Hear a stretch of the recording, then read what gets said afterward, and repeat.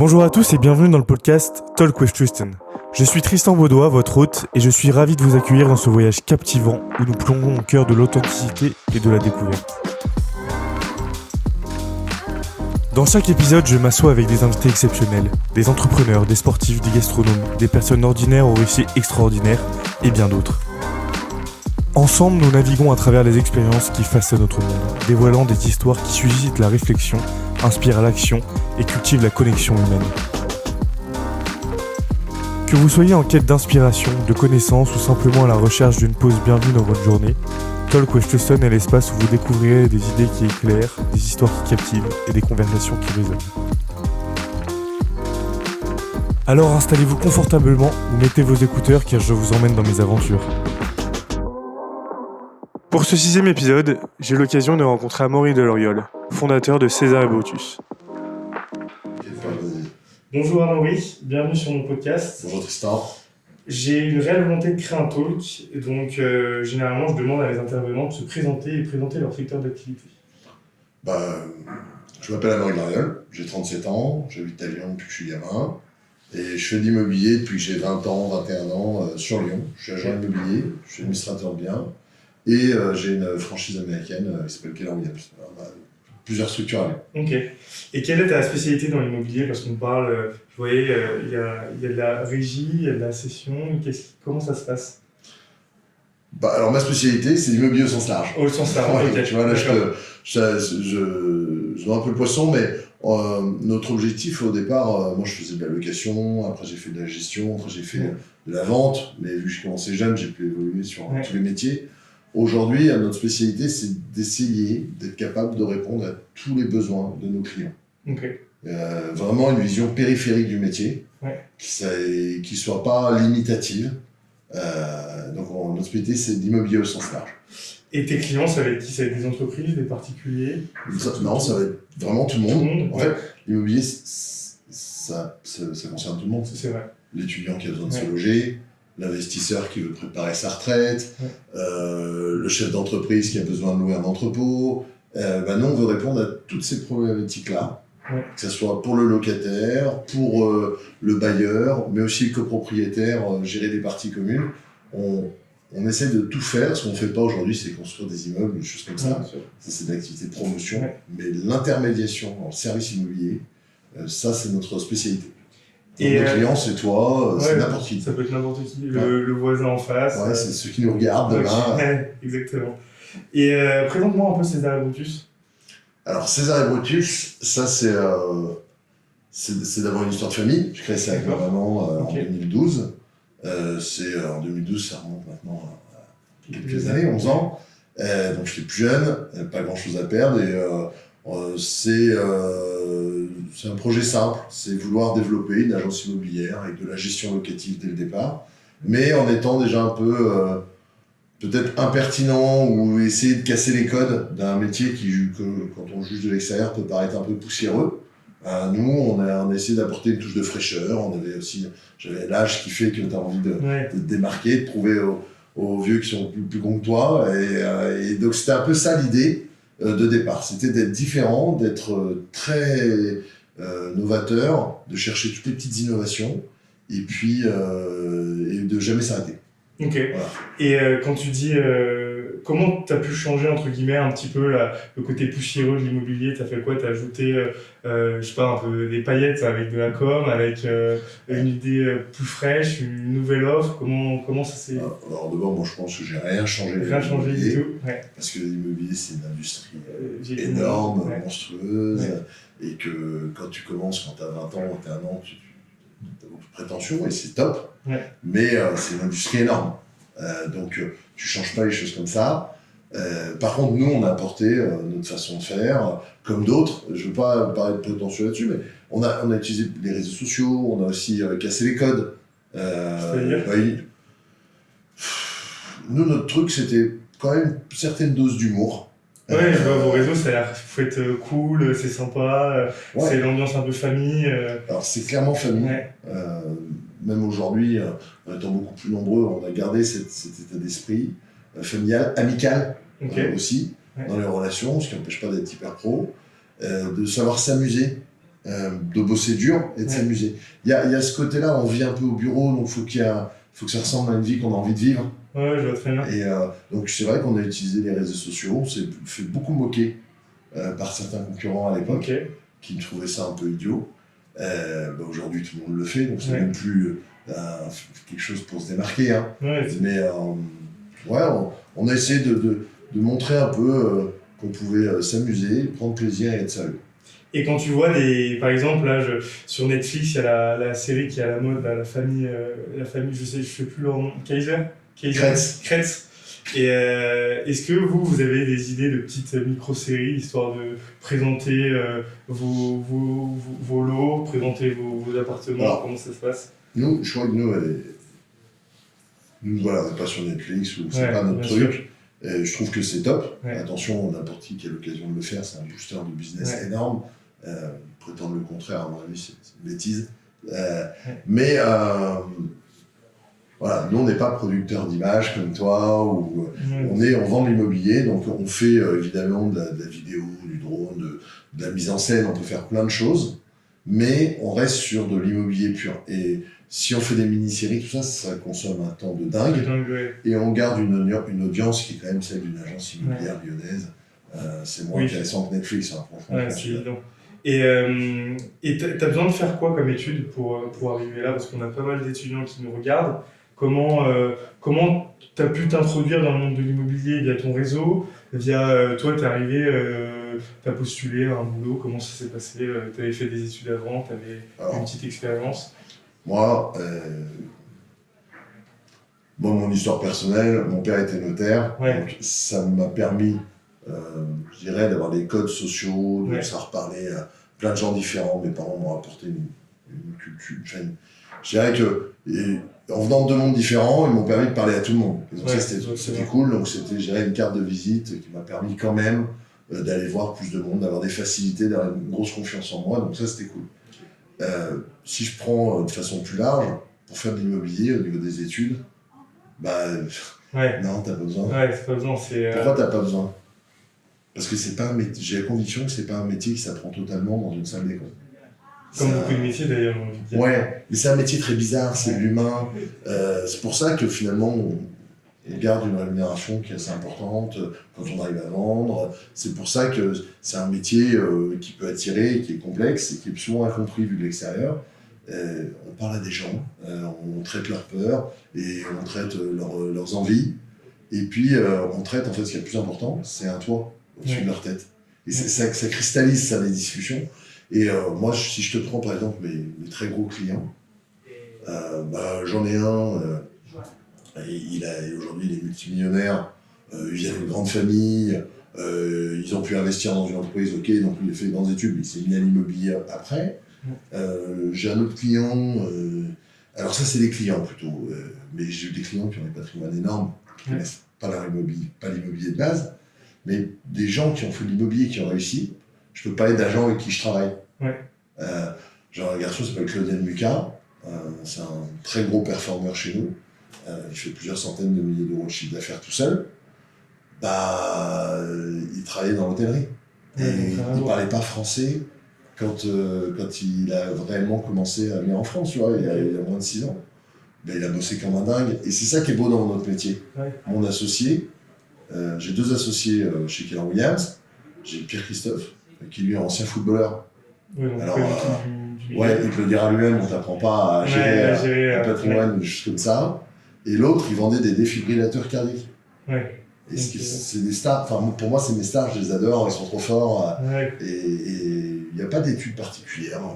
Olivier, qui est mon associé en syndic, qui a fait un BTS immobilier, ça c'est très bien, ça te permet d'avoir la carte pro. Mais après... Moi je vois, j'ai fait un stage, à l'époque j'avais fait un stage chez Teressence. Promoteur, et pareil, Géraud Cornillon, le créateur, avait pas fait d'études, etc. Et ça n'empêche pas de monter des très belles affaires. Je ne vais pas citer son nom parce qu'il ne voudra pas, mais un de mes clients qui marche bien aujourd'hui, qui a aussi une agence immobilière, qui avait une régie par le passé, il était brancardier, jeune, et quand il m'écrit un SMS, il y a 3 fautes alors les gens peuvent se moquer. En attendant, il a une 40aine d'immeubles à Lyon, c'est un bosseur de dingue. il connaît tous ses chantiers, tous ses vies. Et j'aime bien ce métier, Ouais. parce qu'il permet à des self-made man, de girls, de faire des choses, et quelles que soient les origines, il faut bosser comme un dingue. Ouais. Et tu parlais de self-made man, self-made girl. C'est un métier on a quand même souvent l'image du vendeur, de l'agent immobilier qui vient chez toi, etc. Est-ce qu'il y a de plus en plus de femmes qui viennent dans ce secteur? Parce que on en parle, tu vois, j'en avais parlé lors de mon précédent podcast dans le monde du sport. Est-ce que là, ça vient petit à petit, il y a de plus en plus de femmes ou elles sont déjà implantées à fond Alors, il y a de plus en plus de femmes. Ouais. Il y a clairement de plus en plus de femmes.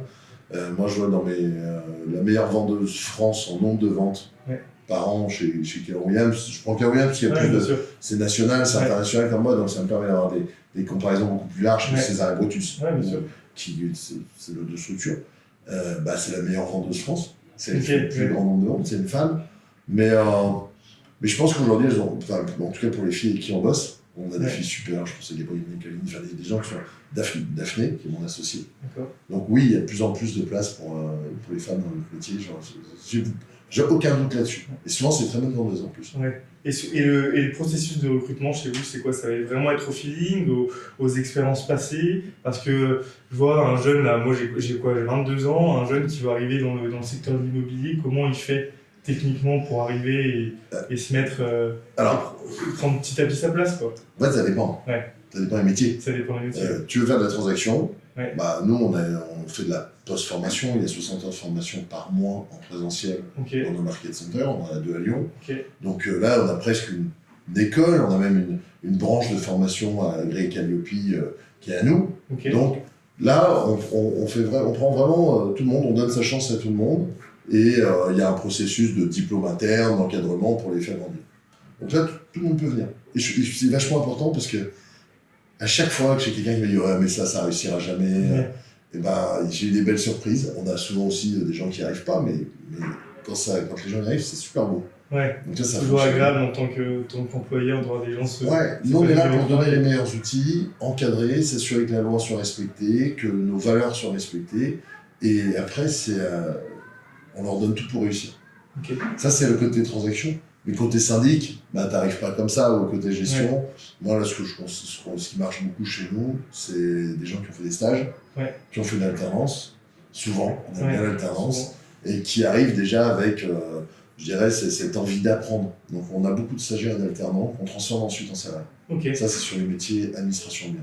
Et c'est quoi? Ça va être des alternants, pareil, dans tout type d'école, tout type de formation? On a forcément une prédominance sur les écoles immobilières. Comme les psy, non, c'est ça? Il y a les psy, il y a Sciences U, il y a alors si je ne veux pas toutes les citer, mais il y en a plein. Mais il n'y a pas que des gens issus du droit. On a des bons cursus, des écoles de commerce. Et aujourd'hui, ils s'aperçoivent que sur le syndic, qui est un métier peu connu, mais qui est intellectuellement hyper intéressant, tu peux aussi avoir des salaires qui sont assez forts. Et puis il y a des évolutions de carrière dans notre métier. On peut grandir. Donc ça, c'est parce que, explique-moi un petit peu ce que c'est le syndic, tu vois, parce qu'on en parle, etc. Mais moi, personnellement, j'en entends parler, mais je ne sais pas vraiment en quoi ça consiste. Pour toi, c'est quoi un syndic? Pour moi, un syndic, ça va être... tu as un immeuble, tu vas avoir toute la partie administrative à gérer, c'est le syndic qui va s'en occuper. Plus ou moins. Dans l'immeuble, tu as 2 choses. Tu as les parties communes et je dirais l'enveloppe globale de l'immeuble, les façades, la toiture, le gros œuvre, l'ascenseur, les parties communes. Ça, c'est le syndic qui va gérer pour le compte des copropriétaires. Les copropriétaires, donc ce sont les propriétaires d'appartements ou de locaux commerciaux, et eux, on va les accompagner en gestion locative, si jamais ils mettent en location, ou en vente ou à l'achat. Donc un copropriétaire est aussi un propriétaire. Et le syndic, c'est ça. C'est gérer les problématiques d'assurance, gérer les gros travaux, gérer le budget commun de la copropriété, et puis aussi faire face aux nouveaux défis. Là, le défi à venir et présent, c'est l'écologie dans le bâtiment. Ça, c'est hyper important. Parce que là, vous avez combien de lots de bâtiments sous gestion Alors, nous, on est dans notre métier, il y a beaucoup de... À Lyon, on dit régie. C'est qu'à Lyon qu'on dit ça. Ah, c'est qu'à Lyon. Qu'à Lyon. C'est le côté lyonnais. Mais à Paris, on dit administrateur d'immeuble. Et nous, donc, souvent, ce sont des sociétés qui ont des dizaines, voire des vingtaines, voire parfois plusieurs générations. Ouais. C'est un métier assez installé à la base, D'accord. mais ça commence à beaucoup se renouveler. Nous, ça fait 10 ans, donc on reste une petite structure indépendante lyonnaise, et on accompagne un peu plus de 6000 copropriétaires, et un peu plus de 1800 biens en gestion locative. D'accord. Et vos objectifs, c'est quoi à moyen long terme sur se développer sur la région lyonnaise ou se développer se développer la marque César et Brutus dans le reste de la France? On a une agence à Paris, ouais. sur laquelle on veut dynamiser, parce que j'ai Maxime Ramon qui s'en occupe, un mec super, et on peut faire de belles choses. Ouais, et puis qu'on a pas mal de lots en gestion à Paris. Okay. Donc c'est intéressant d'avoir quand même un bureau pour nos propriétaires, pour les locataires, un point d'attache, on a un gestionnaire là-bas aussi. Okay. Ça c'est important. Et après, le schéma est très local autour de Lyon et sur le Rhône. C'est bon, on continue. Il est très local sur Lyon et sur le Rhône, avec l'ambition, j'espère quand même qu'on atteigne prochainement les 3500, 4000 lots en gestion. D'accord. J'aimerais qu'on atteigne les 15-20 000 lots en syndic, ce qui me semble tout à fait envisageable. Et qu'on atteigne les 1000 ventes par an. Ça serait, ça fait partie de nos objectifs sous 3-4 ans. Et en parlant de vente, là, moi tu vois, je travaille dans la banque. Il y a une vraie crise un petit peu en ce moment avec les taux bancaires qui sont très élevés. Et je vois que ce soit pour les promoteurs immobiliers, pour les particuliers, c'est de plus en plus dur d'emprunter. Comment ça se répercute sur votre secteur d'activité? Comme une baffe, ça fait mal. Ouais. On a eu un gros choc sur le premier trimestre, où là on a encaissé nous 30 à 40% de notre chiffre d'affaires. Okay. On a eu une perte énorme. Ça fait mal. Le marché est difficile, on parle de moins 25% de volume à Lyon, on parle de moins 10, moins 8% de baisse de vente sur 12 mois, ça va augmenter sur 24. Donc ça c'est compliqué, par contre c'est plein d'opportunités pour nous en tant que professionnels, parce qu'on redevient plus nécessaire qu'avant, il est devenu difficile de vendre, donc c'est un peu paradoxal. C'est plus difficile de vendre un appart, mais c'est beaucoup plus facile pour nous de vendre nos services. Ok, d'accord. Donc tu vois, toi avant tu vendais un appart, tu mettais une photo à l'envers, rue d'Ohio, tu avais 10 personnes qui l'achetaient, parce qu'on te donnait de l'argent presque pour emprunter. Aujourd'hui on est revenu à quelque chose de normal. On ne vend pas un appartement comme un sac à main, et on ne le finance pas comme un prêt à la conso ou comme un téléphone. Donc on rapporte de la valeur. On est là pour sécuriser les achats, les prêts, s'assurer que tout le package d'une vente soit complet. Parce que vous accompagnez aussi vos clients sur ce processus aussi. On a une entreprise, on a une société qui s'appelle Namas Pamous, qui fait du courtage en financement. Ok. Donc ça va être quoi? Ils vont aller voir les différentes banques pour... Là, on va récupérer les dossiers de nos acquéreurs. On va s'étudier qu'ils sont vraiment capables. Il faut se rappeler une capacité de financement, tu connais, on fait une faisabilité et financière. Comme ça, quand on fait passer une offre d'achat à notre vendeur, il dit voilà, pour nous, il est finançable, on vous le certifie. Alors, ça peut bouger évidemment, les conditions bougent, mais c'est quand même une garantie très forte, ce qui nous a permis d'avoir un taux de casse très faible sur le deuxième semestre. Super. Et comment là, tu vois, les opportunités, ça va être quoi comme opportunité? Si tu me disais, après cette crise, il y a des portes qui vont s'ouvrir, il y a des opportunités qui vont arriver. Comment tu vois un peu l'avenir pour le secteur de l'immobilier en général? Après, ça peut être sur Lyon, pas forcément au point de vue général. Après, je pense pas que tu sois devant non plus. Mais... Non. D'abord, l'actualité du moment, elle est difficile. Le marché reste difficile, les volumes sont difficiles. Mais moi, je crois qu'on a tellement bien mangé pendant quelques années qu'on sait plus quel est un repas normal. Je vois ce que tu veux dire. Les 2 dernières années, on a fait 1 100 000, 1 200 000 ventes en France. Là, on devrait faire 880, 900 000 ventes. Avant Covid, quand on faisait 750, 850 000 ventes, c'était des bonnes années. Donc, je pense que c'est plus un retour à l'heure normale. Très douloureux parce que l'âge d'or a fait qu'il y a eu beaucoup d'acteurs qui se sont mis. Mais moi, je pense que l'an dernier était très dur. Je pense que cette année, on est prêt. Le marché, on s'y est acclimaté. Et puis, un truc horrible, c'est comme tu fais une régate en course sur de la voile, t'as une grosse tempête, t'as la moitié des bateaux qui démattent.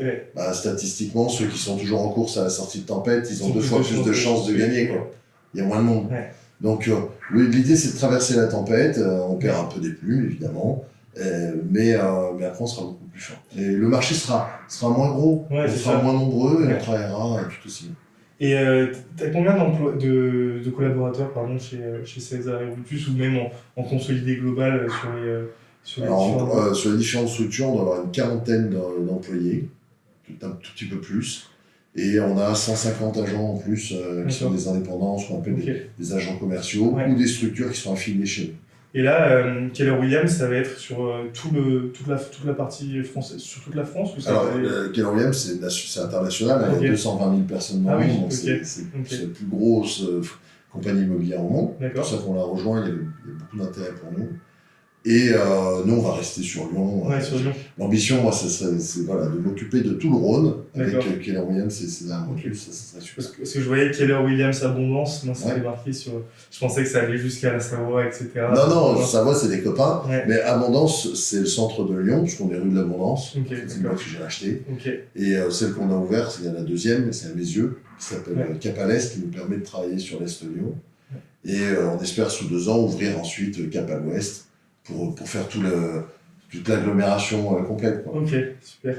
Et voilà, je voulais parler d'un truc aussi, j'avais trouvé ton profil en regardant le top 500 des Lyonnais. Ouais. Qu'est-ce que t'en penses de faire partie entre guillemets, des personnalités lyonnaises?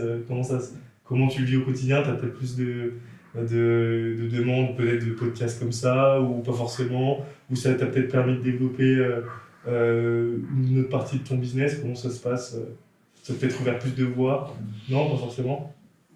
Bon, d'abord, ça ferait un peu l'ego. Ouais. Hein, t'es content. Ouais, Tu c'est te dis, sûr. ah bah tiens, c'est bien, je compte un Ouais. peu dans ma ville. Bon, je vais pas te mentir, je trouvais que c'était cool. Ouais.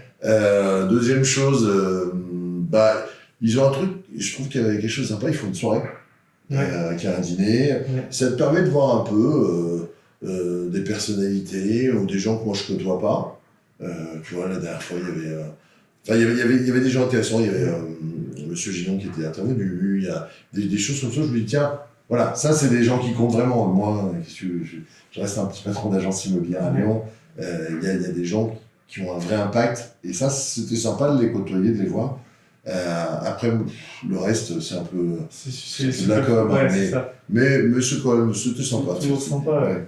Et toi, je parlais pour ta boîte, comment tu voyais l'avenir, et toi, en perso, tu as envie de, je sais pas, peut-être l'immobilier, t'as d'autres passions dans la vie, tu as envie de faire peut-être d'autres choses, comment ça se passe? C'est toujours à focus, parce que tu vois, j'en parlais avec d'autres intervenants qui, eux, ont une vraie volonté de développer d'autres business, ouvrir sur d'autres secteurs d'activité. Est-ce que toi, l'immobilier, c'est vraiment ton cœur de métier, ou tu as envie de développer d'autres business, d'autres envies? Alors, moi, mon cœur, voilà, c'est l'immobilier, c'est la pierre. C'est la pierre. Ouais. Aujourd'hui, on a déjà beaucoup de choses à mettre en place. Ouais, c'est sûr. Faut imaginer qu'il y a 4-5 ans, il y a même 3 ans. 3 ans, on était 20. Donc, quand même Donc beaucoup c'est plus déjà, nombreux ouais. aujourd'hui qu'hier.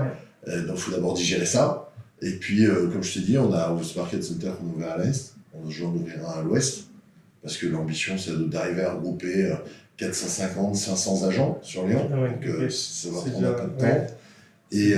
Et puis on a cette boîte de courtage en financement qu'on a affiliée à Ashler Manson et qui prend son envol, donc il faut réussir ça. Ouais. Et puis après on aura une boîte de courtage en travaux aussi qui doit être mise en place Ok, super. pour vraiment apporter Le package. un package complet à nos clients et à nos agents demain. D'accord. Parce que tes agents, ça, c'est totalement des indépendants, ou ils ont par exemple une rémunération fixe mensuelle avec des commissions Non, mes derrière? agents, c'est des indépendants, c'est des vrais entrepreneurs Ok. et qui ont des rémunérations qui peuvent être très fortes. Ouais. Parce que c'est eux qui font le job et qui Ouais. prennent le risque. Donc, je dirais qu'on partage un certain volume de chiffre d'affaires ensemble. Ouais. Et passer ce volume-là, je considère que je n'ai plus de légitimité. Alors, prendre une rémunération, parce qu'ils font le job eux-mêmes. Après, moi, si c'est juste pour mettre les annonces et tout, Ouais, bien sûr. ça, c'est une plateforme, on le fait. Mais voilà, il y a un juste partage de la REM pour qu'à un moment, ils gagnent bien leur vie. Parce que la rémunération, c'est quoi? C'est un pourcentage des ventes? C'est une C'est assez commission? compliqué. Comment ça se passe? C'est assez compliqué Ouais. de te donner tout le détail Ouais. parce qu'on a... Oui, il y a plein de Il y a variables. il y a énormément de variables, mais aujourd'hui, nos agents doivent être capables de gagner de l'argent grâce à la gestion locative, Ok, grâce au syndic, d'accord. grâce au courtage en financement, grâce au recrutement aussi, parce qu'on a des revenus passifs. Ok. Grâce à la notoriété, des choses, tu vois, et grâce évidemment à leur métier. Ça, c'est quand même le plus important, c'est la vente de biens. Ouais. Et sur la vente de biens, ils peuvent monter jusqu'à 100% de REM. Ok. Ouais. D'accord. Alors évidemment, ça se fait pas comme ça, Oui. mais quand tu touches 100% d'une vente pour toi, et que les frais sont supportés par un market center, Ouais. ça vaut le coup. Ouais, c'est sûr. Et quel serait ton petit mot là? Je vois, on a quand même bien échangé là-dessus. Quel serait ton petit mot pour motiver les personnes qui nous regardent à intégrer le secteur de l'immobilier? Mon petit mot, C'est pas évident. si, moi j'ai un grand mot, c'est, Ok. je trouve que le mot liberté. Ok. En plus, c'est quand même, je crois, quelque chose qui parle beaucoup Ouais. aujourd'hui, mais l'immobilier, c'est un truc de ouf, parce que tu t'es libre de faire plein de choses. Après, souvent, les grosses erreurs, c'est quoi qu'on est tellement libre qu'on attaque le Ouais. boulot à 10h à 11h. Ouais. Ça, c'est une connerie monstre. En fait, t'es tellement libre qu'il vaut mieux que t'attaques à 7h du mat parce que t'es aussi tout seul. Mm. Donc, le corollaire, c'est ça, c'est Ouais. qu'à un moment, t'es tout seul face à ta réussite ou ton échec. Mais si t'aimes être indépendant, si t'aimes être libre, si t'aimes pouvoir évoluer sur différents corps de métier, Ouais. apprendre des choses, être utile. Ouais. Et là, gestion, syndic, transaction, location, tout ça, courtage en financement, t'es utile pour quelque chose qui a du sens.